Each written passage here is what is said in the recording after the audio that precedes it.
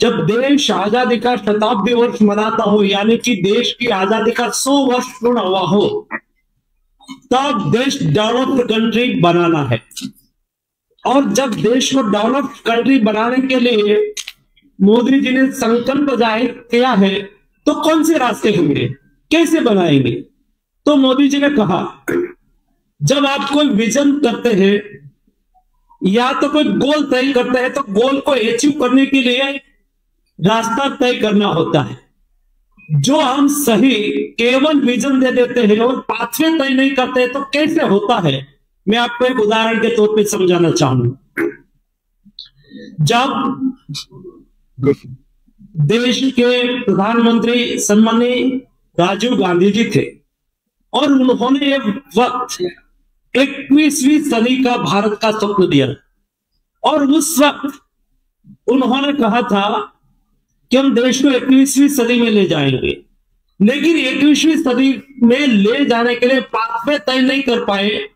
तो हुआ था ऐसा, आपको यहां से दिल्ली जाना है, तो रायपुर में जिस ट्रेन में जाना है 11 बजे ट्रेन आनी है, तो आपको 11 बजे में 5 मिनट कम हो, तब आपको प्लेटफॉर्म में जिस कोच में आपको बैठना है, एक कोच के सामने जाके खड़े हो जाना होगा। आप नहीं जाएंगे तो ट्रेन तो उसके टाइम पे आएगी, लेकिन आप ट्रेन में नहीं बैठ पाएंगे तो आप गंतव्य स्थान पर नहीं पहुंच पाएंगे। और इसलिए उस वक्त 21वीं सदी का नारा लगा, लेकिन 21वीं सदी की ट्रेन तो टाइम पे प्लेटफॉर्म पर आ गई थी, लेकिन आप टाइम पे वहां नहीं पहुंच पाए थे और हम उस वक्त का नारा रह गया। मोदी जी ने कहा कि हम 2047 में देश को डेवलप्ड कंट्री बनाएंगे।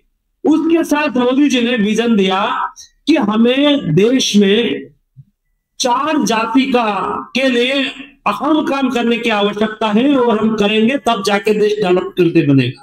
कौन सी? तो मोदी जी ने कहा गरीब, अन्नदाता, महिला और युवा, इन 4 जाति का विकास होना चाहिए।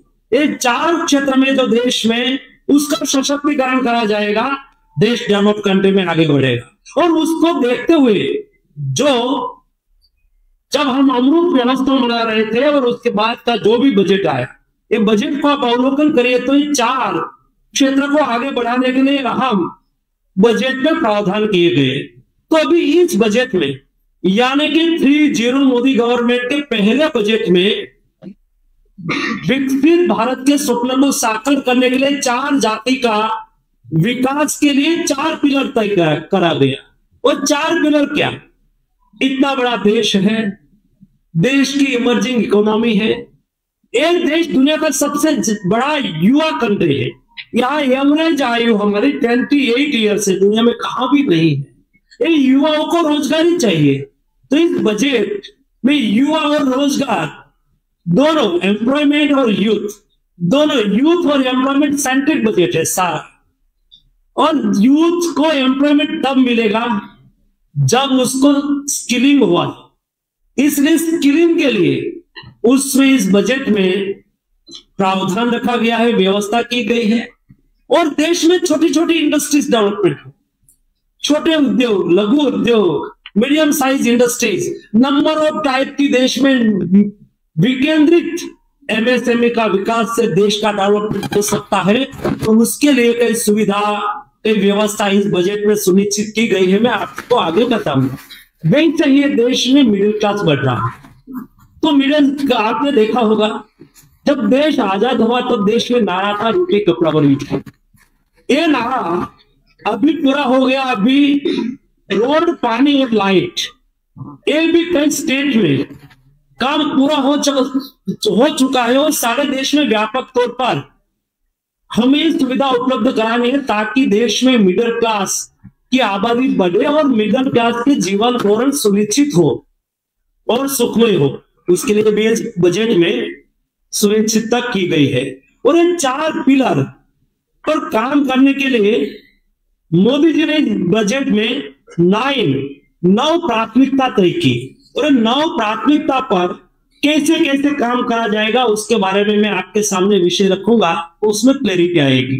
ये देश में किसान, खेती, तो किसानी में सुविधा हो, आपने देखा होगा ट्रेडिशनल वैसे समय के साथ हमें बदलना बहुत आवश्यक होता है, और इसलिए किसान में, और कोई भी पैसा जब किसानी में लगता है या तो किसान के पास आता है तो देश की सारी इकोनॉमी पर रिवर्स इफेक्ट होती है।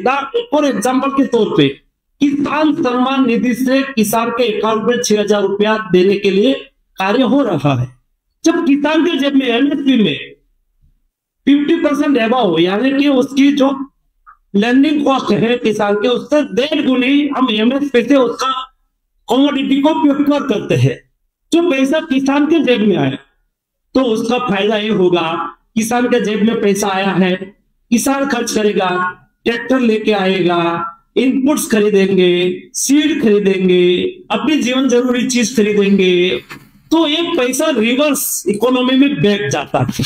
तो जब गांव में लास्ट व्यक्ति तक, किसान तक पैसा पहुंचता है तो किसानी में उसके औजार चाहिए, किसान के लिए इनपुट चाहिए, बनाने वाली इंडस्ट्रीज कहाँ होती है, सामान्यतः और शहर में होती है, तो पैसा रिवर्स होता है। इसलिए किसान की इनकम बड़े बहुत आवश्यक है, और इसलिए 1,52,000 का प्रावधान किसानी में, खेती में, किसान एग्रीकल्चर सेक्टर में दिया गया है। उसमें भी देखो, मुझे पता है समय के साथ जब हम नहीं चेंज होंगे, हमने केमिकल्स फर्टिलाइजर मिनिस्टर रहा, हमने देखा केमिकल्स फर्टिलाइजर का उपयोग, और मेरे पास हेल्थ मिनिस्ट्री भी थी, नंबर ऑफ टाइप के डेटा हमारे पास आते थे।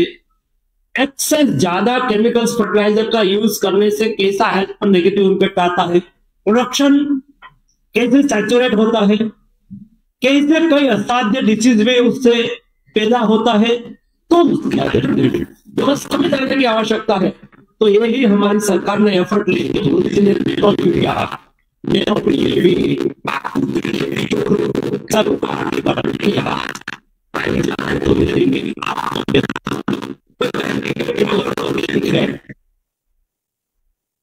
प्योर ऑर्गेनिक है, चलो मार्केट में 100 रुपए के किलो मिलता है तो हम 200 रुपया दे देंगे, लेकिन हमें शुद्ध खाना है, ऑर्गेनिक चीजें खाना है, प्राकृतिक खेती की ओर देश को ले जाने के लिए भी इस बजट में प्रावधान करा गया है। और 10,000 ऐसे बायो इनपुट तैयार करेंगे, देश में ऐसी शॉप निर्माण करेंगे जहां से किसान को ऑर्गेनिक और नेचुरल फार्मिंग के लिए इनपुट मिलेंगे, और उसको बढ़ावा देने के लिए इस प्रावधान में एक फ्यूचरिस्टिक प्लानिंग है, ताकि भविष्य में देश के नागरिकों को नेचुरल और ऑर्गेनिक फूड मिलेगा। वैसे ही आज एग्रीकल्चर सेक्टर में लैंड रिकॉर्ड की शुद्धि बहुत आवश्यक है, टाइटल क्लियर बहुत आवश्यक है। क्या हम डिजिटल टेक्नोलॉजी का उपयोग करके एक एकड़ लैंड, सारी लैंड का टाइटल क्लियर डिजिटलाइज कर सकते हैं क्या? ये लैंड है एग्रीकल्चर लैंड है, ये फॉरेस्ट है, ये लैंड है उसमें इतना एक्रोचमेंट है, ये लैंड में इस टाइप की शर्त है, सारी इंफॉर्मेशन लैंड रिकॉर्ड की होनी चाहिए। बदलते समय में आज युवा लोग मोबाइल पर है, ये व्यवस्था को देख पाए उसके लिए भी इस बजट में प्रावधान करा गया है। रोजगार और स्किल, दोस्तों एम्प्लॉयमेंट बहुत आवश्यक है, और इसलिए 1,48,000 एम्प्लॉयमेंट लिंक इंसेंटिव के द्वारा 1,48,000 करोड़ रुपया का खर्च केवल एम्प्लॉयमेंट लिंक इंसेंटिव के ऊपर करा जाएगा। कि कोई नए रोजगार में जुड़े हैं, ईपीएफओ में ज्वाइन करा है, तो उसको एक सैलरी, एक महीने की सैलरी 15,000 रुपया ईपीएफओ के द्वारा उसके अकाउंट में दिया जाएगा। वैसे दूसरी PLI scheme, employment link incentive scheme, जिसमें ईपीएफओ में 12,000 रुपया गवर्नमेंट देगी, तो सामने से 12,000 रुपया एम्प्लॉयर देंगे, दोनों के द्वारा उसको सहयोग दिया जाएगा ताकि दोनों की ओर से सुविधा हो।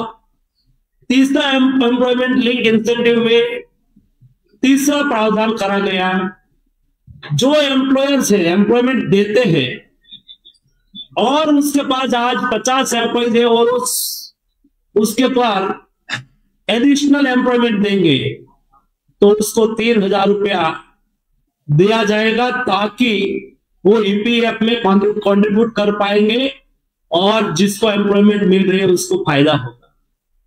दोस्तों, एक अच्छी स्कीम स्किल डेवलपमेंट के लिए लाई गई। स्किलिंग आज के देश की रिक्वायरमेंट है और स्किलिंग करने के लिए आज देश में हर स्टेट गवर्नमेंट के द्वारा आईटीआई चलाई जाती है। देखो, एक बार हम कहते हैं, बात करते कि एम्प्लॉयमेंट की आवश्यकता है, दूसरी जगह पे आज नेशनल सर्विस पोर्टल पर जाके आप देखो कितनी नौकरियां ओपन हुई है, कितने जॉब देने वाले लोग ये प्लेटफॉर्म पर आके बोल रहे हैं कि मुझे ऑटोमोबाइल सेक्टर में लोग चाहिए, मुझे ऑटो गैरेज में लोग चाहिए, मुझे मेरे मकान बनाना है, मिस्त्री नहीं मिल रहा है, प्लम्बर नहीं मिल रहा है।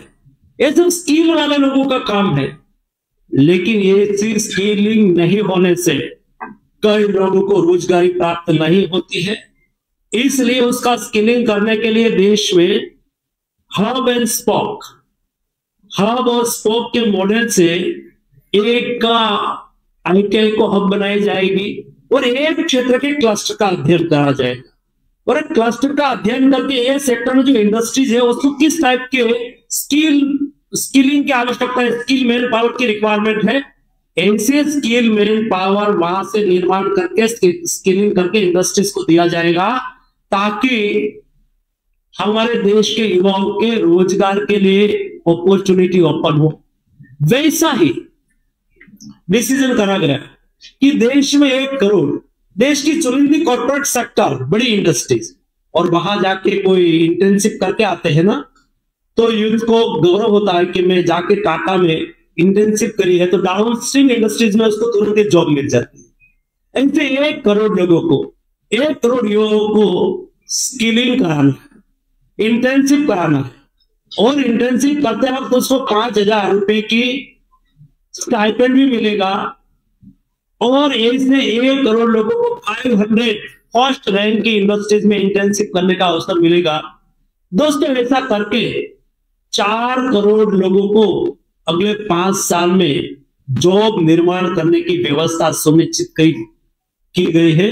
मेरी दृष्टि से ये सबसे बड़ा एफर्ट है। ये एफर्ट के द्वारा हम देश के युवाओं के भविष्य को सुनिश्चित करेंगे। वैसे ही रोजगार और स्किल के साथ समावेशी मानव संसाधन का विकास बहुत आवश्यक है। सामाजिक न्याय बहुत जरूरी है और इसलिए समाज के सभी वर्ग का विकास होना चाहिए। जनजाति सेक्टर में भी वहां के गांव को प्राथमिक सुविधाएं मिले, वहां रोड का इंफ्रास्ट्रक्चर हो, स्कूल की व्यवस्था हो, कोई जगह पे स्कूल में 2 क्लास कम है तो उसकी व्यवस्था हो और उनके यहाँ उत्पादित वन पैदाश उसको अच्छा मार्केट मिले, उसके लिए भी इस बजट में अच्छा प्रावधान किया गया है। और हमारे यहाँ छत्तीसगढ़ जेल में ट्राइबल इलाका ज्यादा है, तो वहां भी गांव में ट्राइबल क्षेत्र के विलेज में उसका लाभ होना है। और देश में वैसे ही महिलाओं का सशक्तिकरण, महिलाओं में नेतृत्व का विकास हो, महिलाओं को रोजगारी का निर्माण हो, उसको जहां वो काम करे वहां उसको असुविधा ना हो।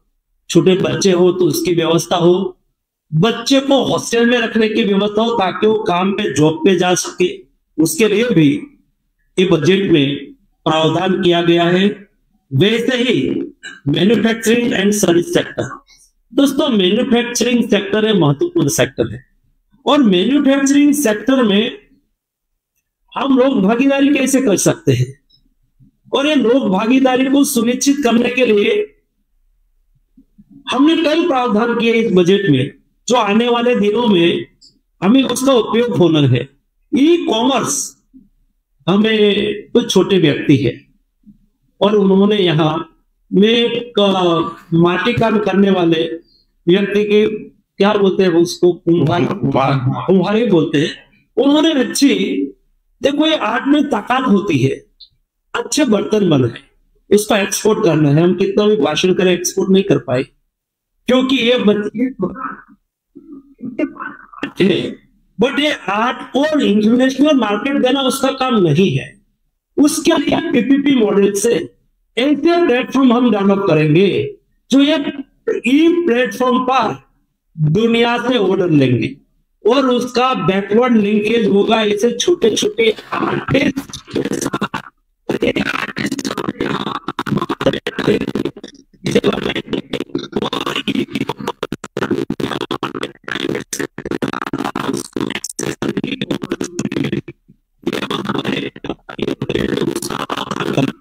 हमारे कार्यक्रम उनके बच्चों उनकी ट्रेडिशनल आर्ट उनकी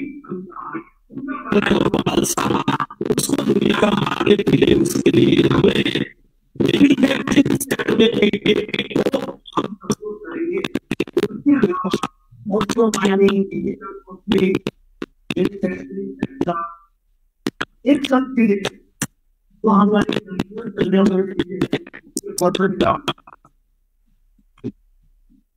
भागीदारी को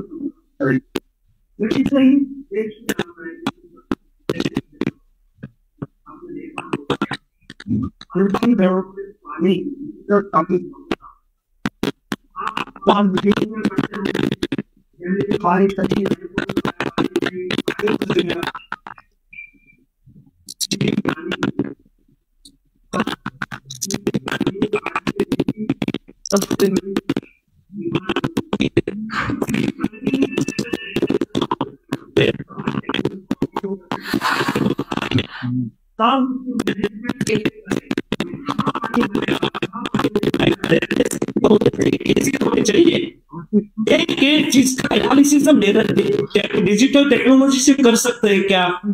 उसके लिए इस बजट में बात छोटी छोटी है, लेकिन आने वाले दिनों में आज के जो हमारे सामने चैलेंज है उसको एड्रेस करके लिया गया इनिशिएटिव है। उसको पैसे में नहीं मापा जाता है। एक समय था किसने क्या दे दिया पैसे में, उसको हम बजट का प्रावधान मानते थे। जी नहीं, बजट एक विजन, एक ईयर का विजन और फ्यूचरिस्टिक डॉक्यूमेंट है।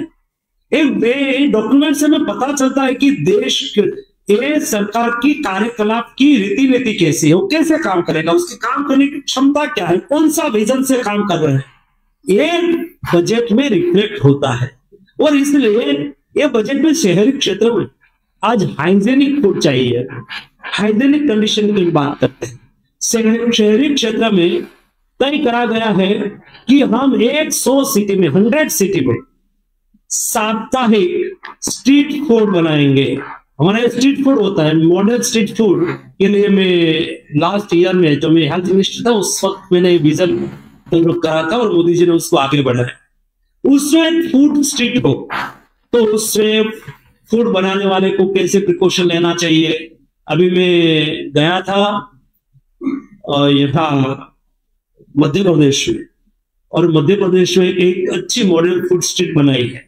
तो फूड में हाइजीनिक की कैसे ख्याल रखना, बनाने में कैसे ख्याल रखना, बैठने की क्या स्थिति होनी चाहिए, पानी की क्या व्यवस्था होनी चाहिए, लोग वहां खाना खाएंगे एकदम फूड भी हाइजीनिक हो, वहां की व्यवस्थाएं भी हाइजीनिक हो। ऐसी व्यवस्था से फूड स्ट्रीट बना के 100 सिटी में प्लानिंग कर रहे हैं। धीरे धीरे कंसेप्ट देश में डेवलप होगा ताकि हर सिटी में ऐसी एक अच्छी खान पान की बाजार हो, वहां अच्छी तरह से साइंटिफिक तरीके से एक फूड स्ट्रीट के द्वारा लोगों को बैठने का और फूड लेने का अवसर मिले। उसके लिए भी इस बजट में प्रावधान करा गया है।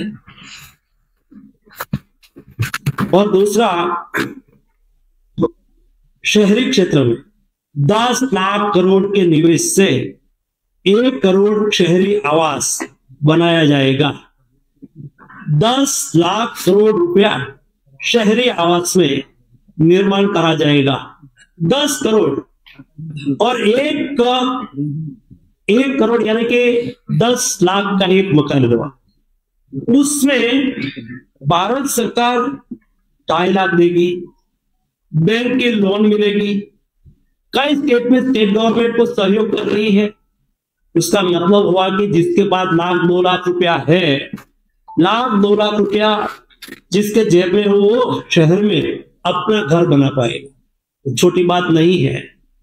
मैं मानता हूं कि उससे शहरी क्षेत्र में और शहर में अपना घर होना सामान्य व्यक्ति को, गरीब व्यक्ति के लिए, अपने लिए बहुत बहुत बड़ी बात मानी जाती है। और जब उसके पास घर का, आवास की व्यवस्था नहीं होती है, तो छोटे गरीब व्यक्ति को स्लम में रहने की नौबत आती है।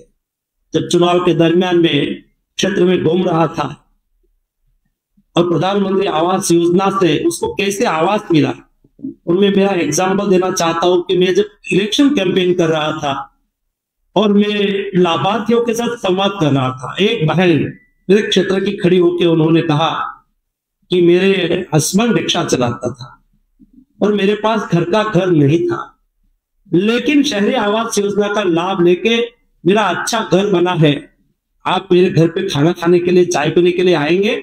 मैंने कहा मैं बहन अवश्य आऊंगा। तो मैंने उसके घर पे मैं चाय पीने के लिए, खाना खाने के लिए आऊं। तो मैं तो चुनाव लड़ रहा था, मंत्री था, कैंडिडेट था, तो मेरे साथ पोलिंग होती है। मैंने कहा कोई मेरे साथ नहीं आए, मैं अकेला जाऊंगा और एक मेरा सहायक साथ में, पार्टी का वहां का मंडल का अध्यक्ष मेरे साथ आएगा। हम खाना खाने के लिए वहां गए।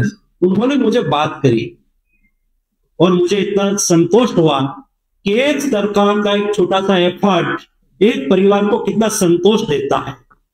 और ये नैना बहन को मैंने कहा कि बहन, मैंने आपके घर पे खाना खाया और मैं मंत्री के रूप में चुनाव लड़ रहा हूं, और मेरा चुनाव के फॉर्म में तो सब लोग साइन करेंगे, लेकिन मैं देश की एक गरीब मोदी सरकार की लाभार्थी महिला से मेरा नामांकन कराना चाहता हूं। आप मेरे नामांकन में साइन करेगी, मेरी प्रपोज करेगी? तो उन्होंने कहा कि हाँ मैं करूंगी। आप आज सोशल मीडिया पे, यूट्यूब में जाके देखिए, मैं जब फॉर्म भरने के लिए गया था तो मेरी एक गाड़ी में मैं था और मेरे पीछे की गाड़ी में ये मेरे देश की गरीब महिला, जिसको शहर में प्रधानमंत्री आवास योजना से घर मिला था और सम्मान प्राप्त करी हुई महिला ने मेरा नामांकन में प्रपोज करा, उन्होंने साइन करा।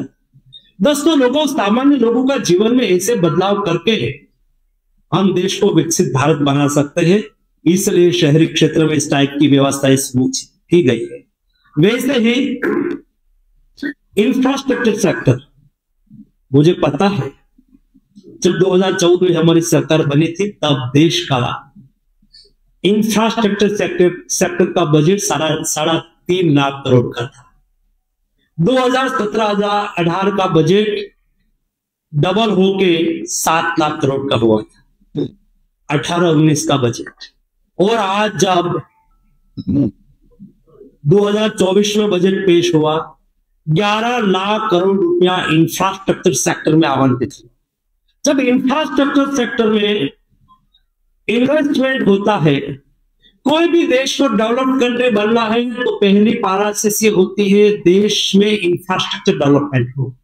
और जब देश में इंफ्रास्ट्रक्चर डेवलपमेंट के लिए आप 11 लाख करोड़ रुपया लगा रहे हैं और रोजगार का सबसे बड़ा निर्माण, सबसे ज्यादा निर्माण इंफ्रास्ट्रक्चर सेक्टर से होता है, तो देश का इंफ्रास्ट्रक्चर भी होता है और देश में रोजगारी का भी निर्माण होता है। 11 लाख करोड़ रुपया जब आप इंफ्रास्ट्रक्चर सेक्टर में हम इन्वेस्ट कर रहे हैं, उसका मतलब है देश में डेवलपमेंट की गति डबल हो चुकी है, 3 टाइम हो चुकी है। मैं हाईवे मिनिस्टर था एमओएस, उस वक्त 8 kilometre national highway per day बनते थे। आज वो 30 से 32 kilometre per day national highway बन रहा है। अमेरिका भी एक दिन में 30 किलोमीटर नेशनल हाईवे कभी नहीं बना पाया, इंडिया ने करके दिखाया, क्योंकि हमने इंफ्रास्ट्रक्चर सेक्टर में निवेश बढ़ाए और बढ़ाते जा रहे हैं। और आने वाले दिनों में अभी वो 14 लाख करोड़ का हमारा इन्वेस्टमेंट प्रति वर्ष होगा, तब जाके, और यही गति से हम इंफ्रास्ट्रक्चर में डेवलपमेंट करते जाएंगे, तब हम विकसित भारत बन पाएंगे। दोस्तों, हमने केवल नारा नहीं दिया है, ये मोदी की गारंटी है, और ये गारंटी को पूरी करने के लिए हमने पाथवे सुनिश्चित करा है। जब देश में कोविड चल रहा था, हम सब लोग लॉकडाउन में थे, लेकिन उस वक्त भारत सरकार का सभी मंत्रालय और भारत सरकार के सभी मंत्रीगण रात दिन ब्रेनस्टॉर्मिंग कर रहे थे ताकि हम 2047 का अमृत काल का विजन डॉक्यूमेंट तय कर पाए। पूरे विजन पर हम चल पड़े, पूरे विजन के आधार पर चल के हमें हमारे गोल को अचीव करना है। दोस्तों, सरकार की एक और प्राथमिकता रही रिसर्च और डेवलपमेंट, बहुत आवश्यक होता है। जब कोई सरकार रिसर्च में इन्वेस्टमेंट नहीं करती, आपने देखा होगा हर मिनिस्ट्री की आज रिसर्च पॉलिसी बनी हुई। रिसर्च और इन्वेस्टमेंट में शॉर्ट टाइम का फायदा नहीं होता है, कई बार शॉर्ट टाइम का और लॉन्ग टर्म के लिए फायदा होता है। रिसर्च में किया हुआ इन्वेस्टमेंट कई बार कोई सेक्टर में आउटपुट देगा। 10 स्थान पर हमने इन्वेस्ट करा, 10 प्रोजेक्ट में 10 रिसर्च प्रोजेक्ट में हमने इन्वेस्ट करा, एक प्रोजेक्ट सफल होता है। दोस्तों, सबसे बड़ा और उत्तम एग्जांपल है जब देश में कोविड क्राइसिस चल रही थी और उस वक्त मीटिंग में मैं था, जब मोदी जी ने देश के साइंटिस्ट के साथ मीटिंग करी। और एक मीटिंग में हमारे साइंटिस्ट ने, मोदी जी ने पूछा साइंटिस्ट को कि हम उसका उकेल कैसे कर सकते हैं, कोविड के सामने हम कैसे लड़ पाए। तब हमारे साइंटिस्ट ने कहा कि सर, ये अननोन वायरस है, आगे जाके कैसा बिहेवियर करेगा हमें और दुनिया के कोई साइंटिस्ट को पता नहीं है, लेकिन हमें इतना पता है कि वैक्सीन उसका सॉल्यूशन हो सकता है। और तब हमारे सामने चैलेंज ये थी कि वैक्सीन का रिसर्च करना। रिसर्च तो दुनिया में ही होता था और दुनिया में रिसर्च होके देश में आता था, और उसमें मिनिमम 8 साल लगे थे और मैक्सिमम 10, 12 साल, 15 साल, 25 साल में दुनिया में कोई वैक्सीन का रिसर्च होता था और बाद में ये वैक्सीन देश में आता। इसकी स्थिति कोविड में हुई होती तो दोस्तों $28 का एक डोज, $25 का डोज फाइजर का मिलता था, और ये हमने इंपोर्ट करके हमारे देश को लगाया होता तो भारत सरकार का सारा बजट उसमें चला जाता। लेकिन ये रिसर्च में क्या ताकत होती है, पूरे देश में ब्रेन पावर और मैन पावर की कभी कमी नहीं। मोदी जी ने उस वक्त देश के साइंटिस्ट को कहा कि हमें हमारे देश में वैक्सीन का रिसर्च करना है और आप इस काम में आगे बढ़ो, मुझे मेरे देश के साइंटिस्ट पर भरोसा है, आप वैक्सीन का रिसर्च कर लेंगे। और साथ में उसने कहा कि हम संसाधन की कोई कमी रहने नहीं देंगे। और बाद में कहा, निष्फलता नरेंद्र मोदी की, सफलता मेरे साइंटिस्ट, क्या आगे बढ़ी। और मुझे बताते हुए खुशी है, देश में 20 दिसंबर 2020 में 20 दिसंबर 2020 में दुनिया में वैक्सीन का फर्स्ट डोज लगा था। उनके बाद एक महीने में 16 जनवरी 2021 में भारत में बनाया हुआ एक नहीं 2 वैक्सीन इंडिया में बना हुआ, इंडिया में रिसर्च हुआ वैक्सीन का पहला डोज लगाने में हम सफल रहे और 240 करोड़ डोज हम देश के नागरिकों को, हर नागरिक को मुफ्त वैक्सीन दे पाए। और उसके पीछे 34,000 करोड़ रुपया का खर्च हुआ। ये रिसर्च देश में नहीं हुआ होता तो देश की हालत क्या होती। दोस्तों, रिसर्च की ताकत है और इसलिए इस बजट में रिसर्च और इनोवेशन के पीछे 1 लाख करोड़ रुपया का फंड का प्रावधान करा गया है ताकि देश में हर सेक्टर में हमारे साइंटिस्ट को रिसर्च करने की अपॉर्चुनिटी मिले। और दोस्तों, 9वीं प्राथमिकता को बताते हुए इस बजट में कहा, अगली पीढ़ी के सुधार के लिए। और इसलिए अगली पीढ़ी की हमारी रिक्वायरमेंट क्या है, केवल आज का नहीं सोचना है, अगली काल की रिक्वायरमेंट, 5 साल के बाद की रिक्वायरमेंट, 10 साल के बाद की रिक्वायरमेंट, उसके ऊपर आज से विचार होना चाहिए, आज से उसके ऊपर काम होना चाहिए। और इसलिए हमने कई ऐसे रिफॉर्म करने के लिए इनिशिएटिव लिया है। हम प्रोडक्शन इनपुट्स, हम जहां भी इंडस्ट्रीज लगाए वहां इनपुट्स उसके नजदीक से ही कैसे मिले, और जहां इंडस्ट्रीज है वहां इनपुट्स की व्यवस्था कैसे करें, वहां ही इंडस्ट्रीज आए, उसके लिए क्लस्टर का विचार पर कैसे काम करें। वैसे ही हमारे लेबर के कल्याण, अदर इनपुट्स, उसका फ्यूचरिस्टिक प्लान, उसके लिए गुड गवर्नेंस के द्वारा गुड प्रैक्टिस, इन सब विषयों पर इस बजट में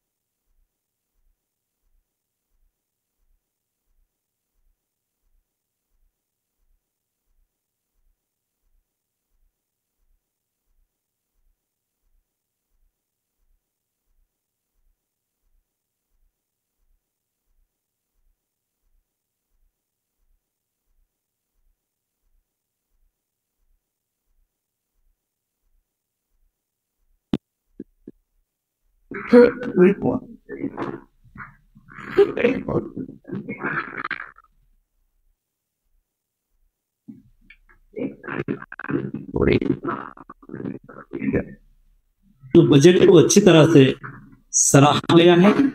उसमें middle class, upper middle class,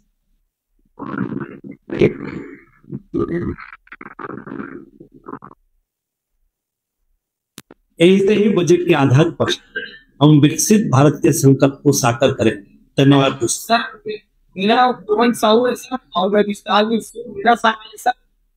आदिवासियों का प्रदेश है, तो आदिवासियों के लिए क्या यही मैंने यही बताया कि जो आदिवासी क्षेत्र के लिए कल्याण योजना की जाहिरात की गई है, उसमें नहीं केवल देश के कोई पार्ट, लेकिन सारे देश में आदिवासी विलेज है, सभी विलेज में इसका लाभ मिलना है, उसका फायदा मिलना है, ताकि हमारे आदिवासी क्षेत्र के गांव में रहने वाले लोगों के जीवन का सरलीकरण होगा, उसकी सुविधा उपलब्ध होगी और उसकी लाइफस्टाइल या तो जीवन शैली में सहयोगी होगा।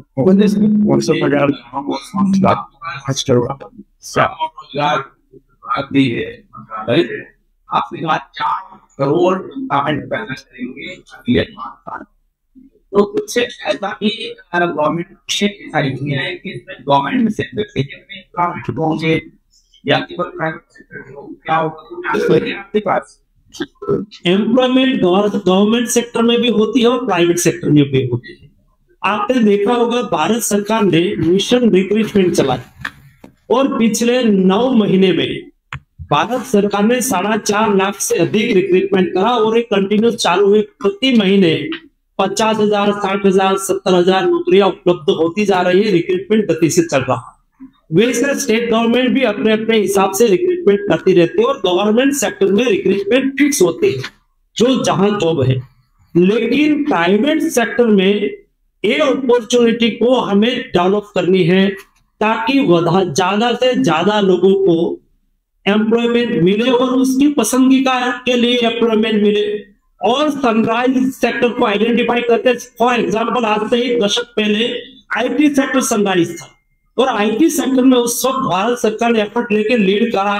तो आज दुनिया में आईटी सेक्टर का काम आउटसोर्स से इंडिया में हो रहा। वैसे डिजिटल टेक्नोलॉजी में इंडिया बहुत तेजी से आगे बढ़ रहा है, सर्विस सेक्टर में इंडिया तेजी से आगे बढ़ रहा है। तो दुनिया आपके सर्विस सेक्टर में इंडिया का यहां से डिजिटल टेक्नोलॉजी का उपयोग करके कैसे लाभ ले, ये दिशा में भी बहुत बड़ी अपॉर्चुनिटी ओपन हो रही है। देश में न्यू जनरेशन और यूथ उसको ज्यादा से ज्यादा काम मिले, इससे स्किलिंग की आवश्यकता है। और इस स्किलिंग के लिए भी जो अभी मैंने आपके सामने विषय रखा, इनसे बड़ा कॉर्पोरेट सेक्टर में उसको इंटेंसिव दी जाएगी ताकि प्राइवेट सेक्टर में उसको ज्यादा से ज्यादा जॉब मिले। तो 4 करोड़ यूथ को अगर 5 साल में हमें सशक्त करके उसको बाद में अपॉर्चुनिटी गवर्नमेंट में मिलेगी, गवर्नमेंट में जाएगा, प्राइवेट में मिलेगी, प्राइवेट में जाएगा। तो जब आप कई बार क्या होता है, हम लेबर के लिए सोचते हैं, लेकिन लेबर को काम कौन देगा? इंडस्ट्रीज देगी। तो उसके लिए एमएसएमई के लिए फ्रेंडली एटमोस्फेयर खड़ा करना पड़ेगा, ताकि एमएसएमई का निर्माण हो, उसका प्रोडक्शन बढ़े, और एमएसएमई के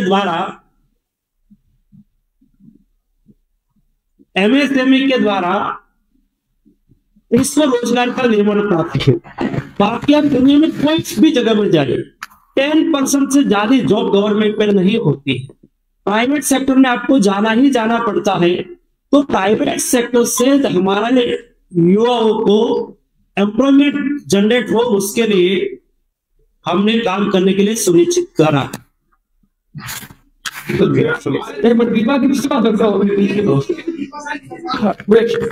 नहीं पैसा दिया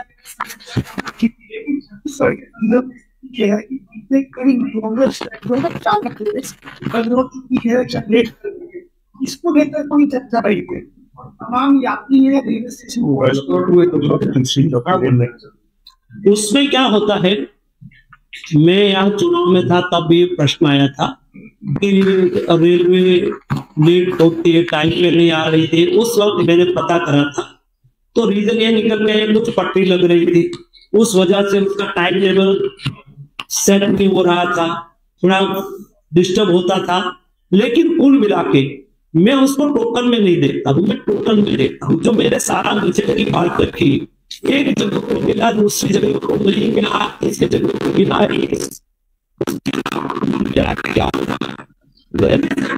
क्या हो रहा?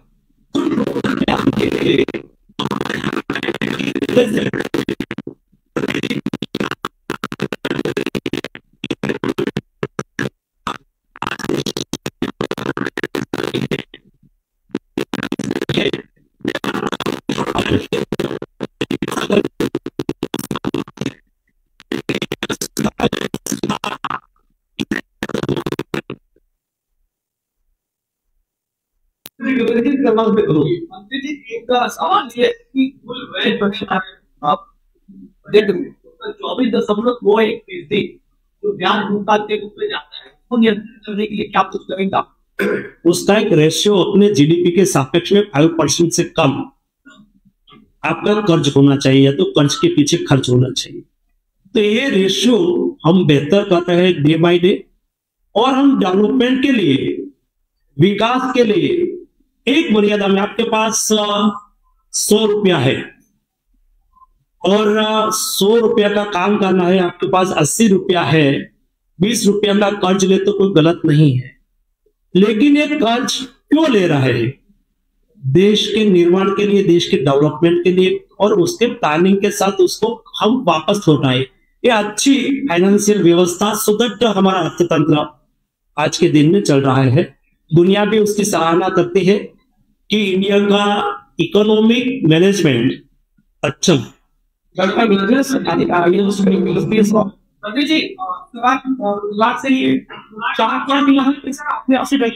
मेरा सवाल सर इस बात पे है कि क्योंकि देश भर में यात्रा है, छत्तीसगढ़ क्या होता है? इसमें कोटा नहीं हो सकता है, लेकिन सारे योजना, क्या हमारे छत्तीसगढ़ के युवाओं को इंटर्नशिप की अपॉर्चुनिटी नहीं मिलेगी? 1 करोड़ युवा को हमें इंटर्नशिप में जाना है। यहाँ भी अच्छी अच्छी गवर्नमेंट पीएसयू है, बड़ी कंपनी है, तो जहां है वहां उसको, हमारे युवाओं को भी लाभ मिलता है। यहाँ भी इंडस्ट्रियल क्लस्टर है, तो क्लस्टर के अगल बगल में आईटीआई को हब के रूप में निर्माण किया जाएगा। ये आईटीआई का सिलेबस यहाँ की इंडस्ट्री सेंट्रिक बनाया जाएगा, उसकी डिमांड सेंट्रिक बनाया जाएगा, तो उसका लाभ भी यहाँ मिल रहा है। इसलिए वो स्टेट का कोटा के रूप में हम बात नहीं कर पाएंगे, लेकिन सारे देश के युवाओं को जो अपॉर्चुनिटी मिलेंगी, यही अपॉर्चुनिटी हमारे छत्तीसगढ़ के युवाओं को भी मिलेगी।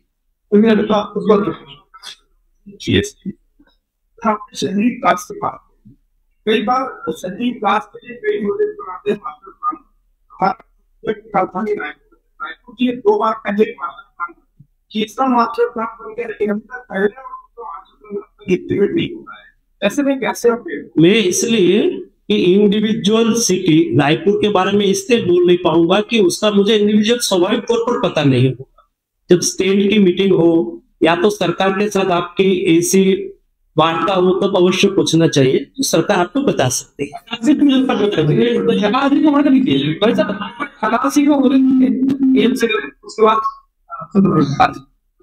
सर आपने छत्तीसगढ़ की बात करें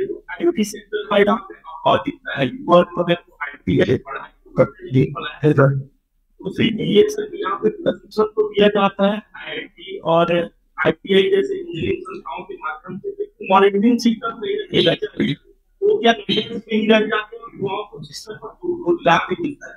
मॉनिटरिंग सिस्टम किस तरीके से सही युवा सही युवा को कंपनी तक पहुंचाना बहुत आवश्यक होता है जिसमें स्किल है, और ये इसलिए उसका जो इंटेंसिव वाला मैकेनिज्म है उसको इस तरह से करा जाएगा ताकि माय भारत प्लेटफॉर्म है, तो माय भारत प्लेटफॉर्म पर युवा रजिस्टर होगा, उसमें उसका माय भारत प्लेटफॉर्म पर सारा सीवी है। इस सीवी में उसको किस टाइप की स्किल है, उसको कितना सीवी से पता चलेगा कि उसकी रुचि क्या है, वो क्या जाना चाहते हैं, उसमें से सिलेक्शन होगा ताकि उसको ऑटोमेटिक पप करके उसके ही प्लेटफॉर्म पर इंफॉर्मेशन आएगी कि आपके यहाँ अपॉर्चुनिटी ओपन है, आप वहां जाइए। और ये कंपनी को भी पता चलेगा कि आपके अगल बगल में इस टाइप के स्किलिंग पर्सन उपलब्ध है। यही डिजिटल टेक्नोलॉजी का उपयोग है, तब जाकर जो आपने कहा सही व्यक्ति को सही प्लेस पर अवसर मिलेगा।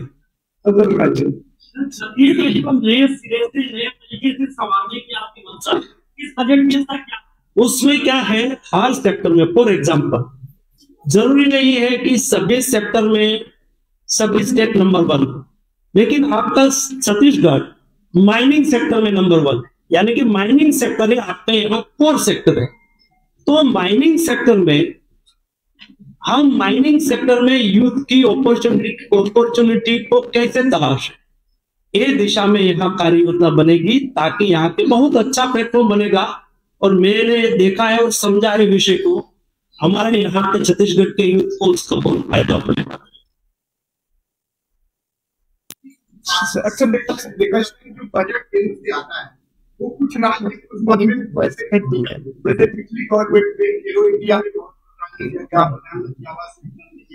तो इसका असर ये होता है कि बजट कीमत को कहीं नहीं करोड़ से गलती कर दिया, तो ऐसे जितने मालिक इसमें छत्तीसगढ़ बच्चों में बहुत हुआ है, इस बजट पैसे खर्च नहीं किए गए, यहाँ की आवश्यकता है क्या केंद्र उसको रिवाइज करेगा, समीक्षा करेगा, कानून को पता करेगा कितनी खर्च नहीं, उसमें खर्च नहीं होने का कई रीजन होता है।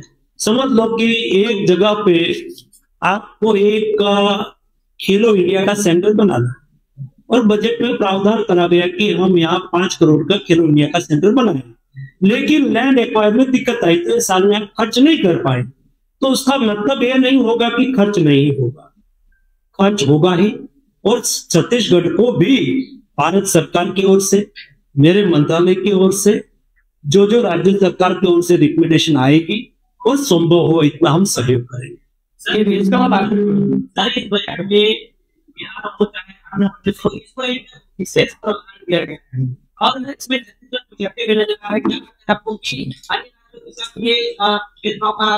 कोई भेदभाव कोई स्टेट के साथ नहीं होगा, छत्तीसगढ़ नहीं पिछड़ेगा, हम आपके साथ हैं। धन्यवाद।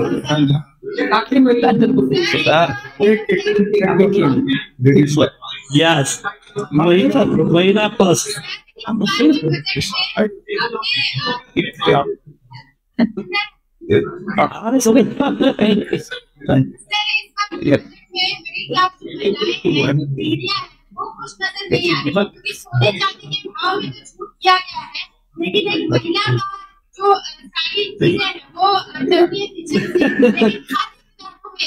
हमारी छत्तीसगढ़ की महिला कोष बेहतरी वंदन योजना से उसके अकाउंट में पैसा आता है, गहना का, ज्वेलरी का भी, सोने का भी भाव कम हुआ है।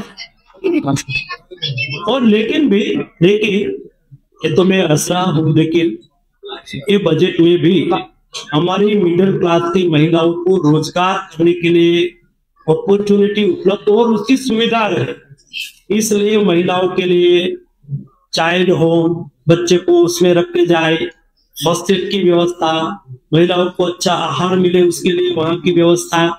और मोदी जी ने तो अभी आपके लिए 33% असेंबली में और पार्लियामेंट में कर दिया है, तो आप आगे आने वाले दिनों में हमारा नेतृत्व भी करेंगे।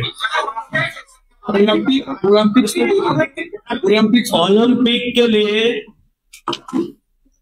देश में कल रात 11 बजे में देख के आया, 12 बजे पेरिस में 117 हमारे प्लेयर का दस्ता भारतीय पोशाक में निकला था, भारत माता की जय, वंदे मातरम और तिरंगा झंडा फहराते हुए।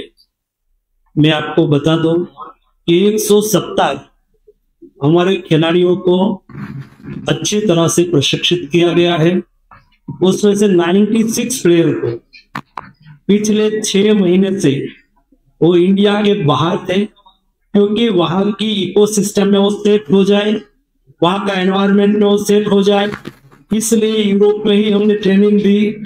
उसके लिए इंटरनेशनल कोच को हायर करा, उसने के लिए रहने की, वहां खाने पीने की, उसकी सारी व्यवस्था भारत सरकार ने करी और उसको ओलंपिक्स में हमारे प्लेयर को हमने इंडिया का प्रतिनिधित्व करने के लिए भेजे हैं।